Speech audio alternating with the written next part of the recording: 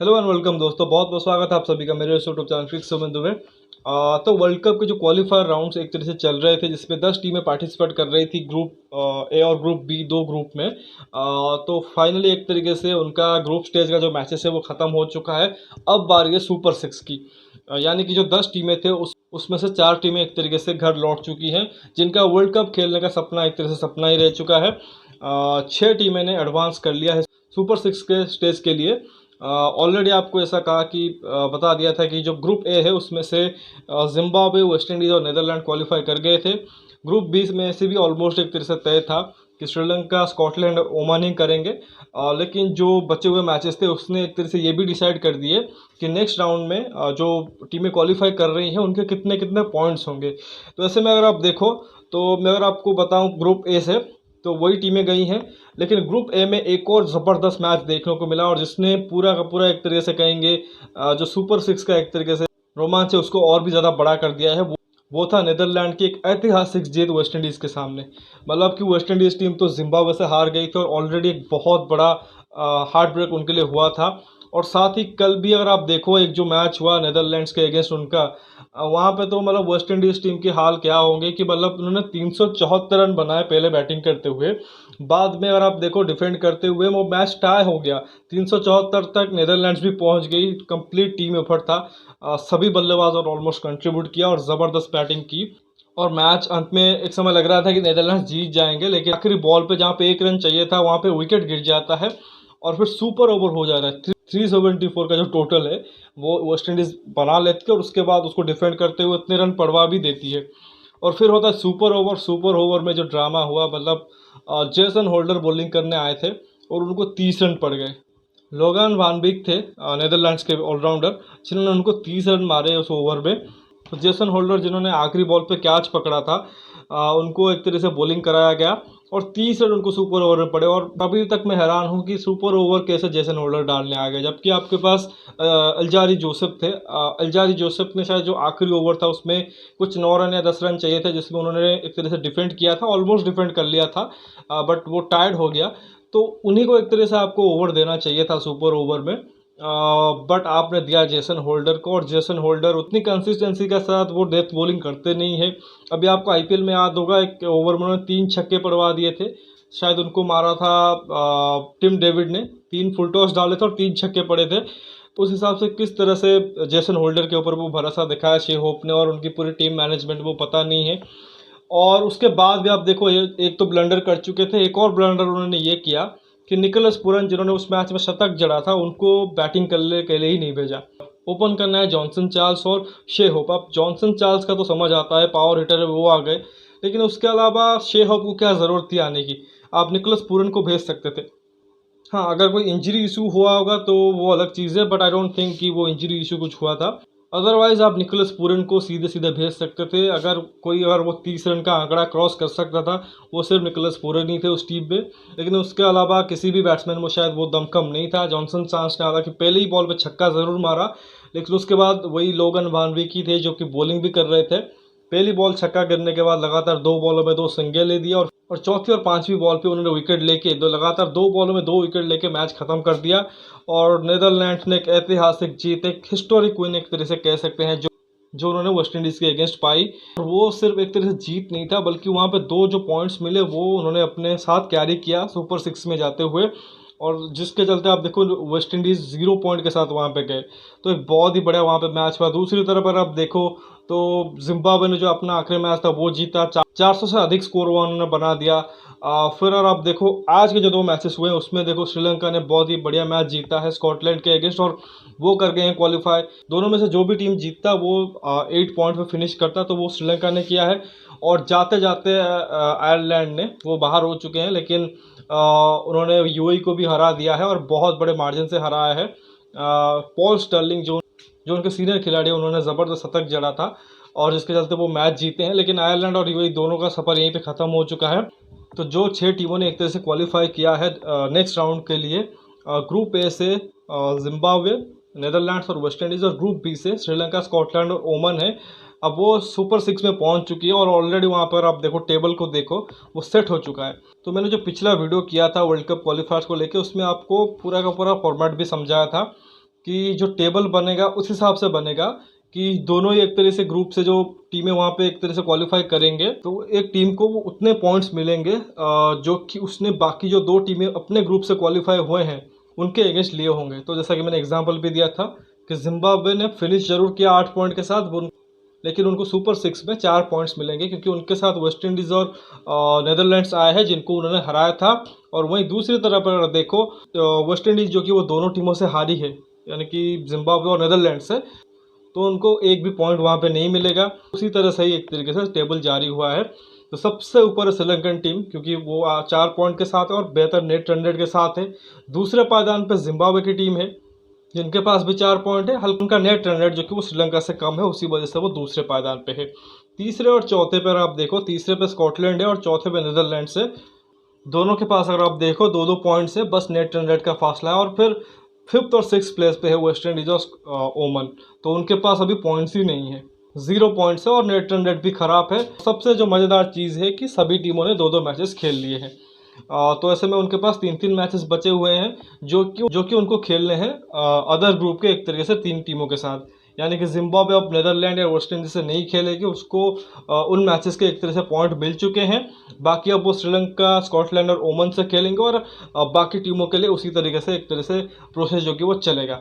और अंत में आप वही देखोगे कि जो टीमें सबसे 2 टीमें ऊपर होंगी उन्हीं को एक तरीके से जो मेन राउंड है जिसका ऑलरेडी शेड्यूल आ चुका है कि 5 अक्टूबर से लेकर 19 नवंबर तक होगा, वहाँ पे एक तरह से वो क्वालिफाई करेंगे। अभी के हिसाब से अगर आप देखो तो मोस्ट लाइकली श्रीलंका और जिम्बाब्वे लग रहे हैं क्योंकि ऑलरेडी 4-4 पॉइंट उनके पास है और उनके पास जो 3-3 मैचेस है, कम से कम कोशिश यही होगी 2 मैच कम से कम जीते ताकि 8 पॉइंट पे पहुंचे और बेहतर नेट रन रेट के साथ वो दोनों टीमें क्वालिफाई कर सकती हैं। सबसे ज़्यादा अगर किसी के लिए आप टफ यहाँ पे हो तो वो ओमान और वेस्ट इंडीज़ के लिए ही है क्योंकि अगर वो अपने बचे हुए मैचेस जीत भी गए, यानी कि अगर तीनों मैचेस जीत भी गए तब भी 6 पॉइंट पे ही पहुँचेंगे और 6 पॉइंट पे फिर क्या होगा, उनको इंतज़ार करना पड़ेगा बाकी रिजल्ट्स का एक तरीके से अपने तरफ आने का, अदरवाइज़ वो क्वालिफाई नहीं करेंगे। लेकिन इस सब चीज़ के बीच में अगर आप देखो तो एक चीज़ जो कि शायद सबसे ज़्यादा हार्ट ब्रेकिंग वो है वेस्ट इंडीज़ के लिए, क्योंकि बाकी टीमों का फिर भी अगर आप देखो, एक तो श्रीलंका देखो कि वो तो क्वालिफाई कर ही जाएंगे ऐसा लग रहा है। श्रीलंका के लिए क्या है देखिए कि भले ही वो रिसेंट टाइम्स में क्वालिफाइड्स होके एक तरह से मेन ग्रुप में जा रहे हैं, लेकिन उसके पीछे भी आप देखो कि थोड़ा सा उनका ये भी देखो कि ट्रांजिशन फेज से गुजर रहे हैं, उतने खिलाड़ी वहाँ पे आ नहीं रहे हैं और उस हिसाब से कंसिस्टेंटली परफॉर्म नहीं कर रहे हैं। तो ऐसे में उस टीम के लिए आप बोल सकते हो कि थोड़ा सा उनको वक्त लगेगा अभी एक तरह से खड़े होने में। लेकिन फिर भी अगर आप देखो उन्होंने एशिया कप 2022 का जीता है, जब उनके वहाँ पे ट्रेजेडी चल रही थी उसके बावजूद उस टीम ने एशिया कप जीता था इंडिया पाकिस्तान को हरा के। तो कोशिश ज़रूर कर रहे हैं वहाँ पे, आप देखो उनके जो यंग प्लेयर्स है, जो उनके कप्तान है वहाँ पे, बट वेस्ट इंडीज़ से वो चीज़ दिख ही नहीं रही है। आप सोचो जो पहले जो 2 वर्ल्ड कप हुए थे उसके विनर रहे हो 1975 और 1979 के, अभी 6-7 साल पहले ही 2016 में उन्होंने T20 वर्ल्ड कप जीता था, उससे पहले 2012 में भी जीता था। तो वो टीम को आप याद करिए, Chris Gayle, Marlon Samuels, Andre Russell, Dwayne Bravo, Kieron Pollard, Sunil Narine, मतलब कितनी तगड़ी वो टीम थी। तब भी आई थिंक वही अप्रोच था उनका, वो वही तरीका था खेलने का, लेकिन सीरियस होकर एटलीस्ट खेलते थे और वो जान लगा देते थे। आई थिंक खासकर जो आईसीसी इवेंट्स होते थे, खासकर T20s के 50 ओवर में भी अगर आप देखो एटलीस्ट वो क्वालिफाई करते थे, मेन राउंड में आते थे।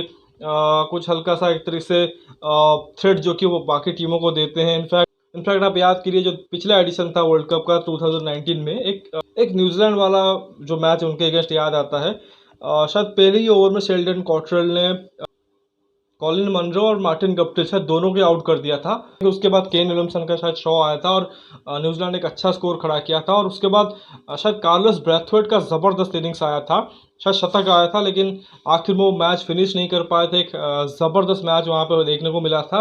और अभी देखिए कार्लोस ब्रैथवेट वहाँ पे जो उनके मैन ऑफ द मैच बने इस मैच में, लॉगन वन विक, उनको एक तरह से प्राइज़ दे रहे थे।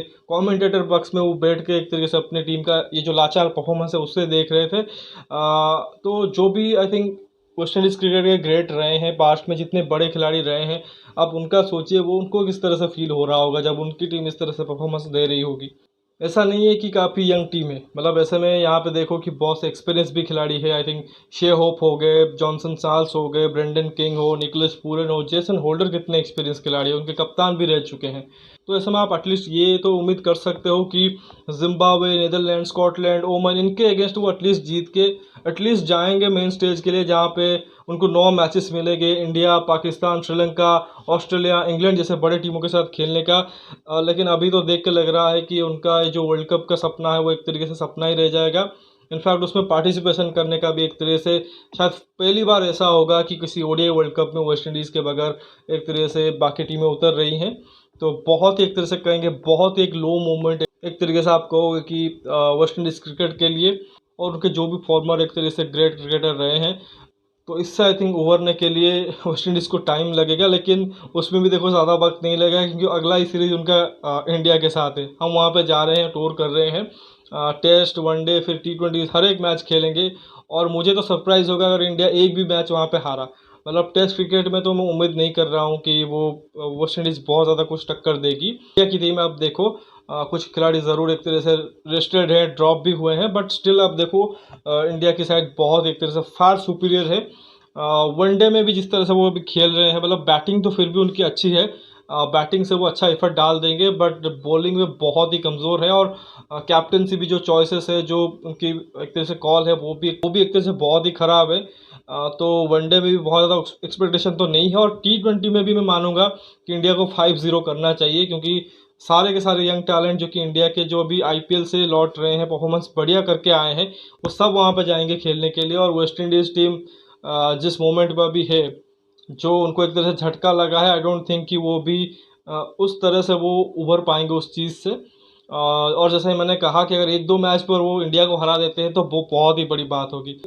हाँ, क्रिकेट है तो कुछ भी हो सकता है, आप मैचेस हार सकते हो, लेकिन टू बी ऑनेस्ट ये इंडिया के लिए बहुत ही ख़राब एक तरह से चीज़ होगी अगर वो यहाँ से 1-2 मैच हार के आए। फिर देखते हैं क्या होता है। तो फिलहाल जैसा ये कहा कि टॉप 6 जो सुपर 6 है आपका एक तरह से रेडी है क्वालिफायर राउंड में। आई थिंक 29 जून से एक तरह से जो सुपर 6 का एक तरह से राउंड है वो स्टार्ट हो जाएगा। बस इंतज़ार रहिए कौन से 2 टीमें हैं। मैंने आपको ऑलरेडी बता दिया है कि श्रीलंका और जिम्बाब्वे मोस्ट लाइकली लग रहे हैं, बट अगेन देखिए क्रिकेट में कुछ भी हो सकता है। जो लास्ट T20 वर्ल्ड कप हुआ उसी में हमने देखा कि किस तरह से जिम्बाब्वे से पाकिस्तान हार गई, और उस हार के बाद लगा एकदम से कि गया पाकिस्तान का ये जो कैंपेन है वो डीरेल हो चुका है। इंडिया से हार चुके हैं, जिम्बाब्वे से हार चुके हैं, अब तो घर चलेंगे। बट वहाँ से चीज़ें एक से टर्न वो करते हैं, अपने जो बचे हुए तीनों मैचेस वो जीतते हैं।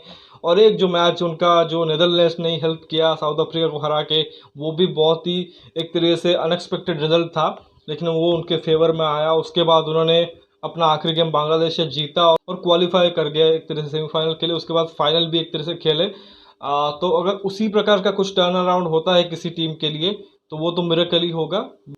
But most likely Sri Lanka and Zimbabwe ही एक तरीके से वो 2 टीमें होंगी जो कि एक तरह से मेन राउंड के लिए क्वालिफाई करेंगे। तो देखते हैं आगे क्या होता है। तो फिलहाल इस वीडियो में बस इतना ही। आशा करता हूँ कि वीडियो आपको पसंद आया होगा। वीडियो को लाइक करें, साथ ही चैनल को सब्सक्राइब जरूर कीजिए, दोस्तों तक शेयर भी कीजिए। कमेंट सेक्शन में अपने भी जो 2 चॉइसेस है उसके बारे में बताइए, और वेस्ट इंडीज़ का क्रिकेट इतना ख़राब क्यों चल रहा है उसके बारे में अपना ओपिनियन रखिए। नोटिफिकेशन की घंटी दबा लीजिए ताकि टाइमली अपडेट आपको मिलती रहे हर एक वीडियो की। आगे देखो कि ICC ने एक तरीके से शेड्यूल जारी कर दिया है ऑफिशियली। तो जो ड्राफ्ट शेड्यूल आया था उस पर मोहर लग चुका है। 5 अक्टूबर से लेकर 19 नवंबर तक मैचेस होने हैं उसके ऊपर। बाकी उसके ऊपर भी अलग अलग वीडियो में हम डिफरेंट टीम के बारे में बात करेंगे, कब कब उनके मैचेस है और किस किस वेन्यूज़ पे किस किस टीम के साथ वो खेल रहे हैं उसके बारे में बात करेंगे। तब तक इंतज़ार कीजिए। धन्यवाद। जय हिंद।